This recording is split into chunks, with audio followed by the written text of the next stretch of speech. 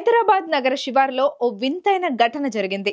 ఓ దొంగల ముఠ మద్యం షాప్ గోడకు కన్నం వేసి డబ్బును ఎత్తకెళ్లకుండా 2 మద్యం బాటిళ్లను ఎత్తుకెళ్లడం పోలీసులను సైతం షాక్ అయ్యేలా చేసింది. మందు కొనుక్కోవాలని ఉన్నా వారి దగ్గర డబ్బులు లేకనో మరేదైనా కారణమో తెలియదు, కానీ ఏకంగా మద్యం షాపుకే కన్నం వేసి లోపల ఉన్న మద్యాన్ని దోచుకెళ్లారు. మ్యాటర్లోకి వెళ్తే, శుక్రవారం తెల్లవారుజామున వైన్ షాప్ గోడకు కన్నం వేసి కొంతమంది దొంగలు లోపలికి చొరబడ్డారు.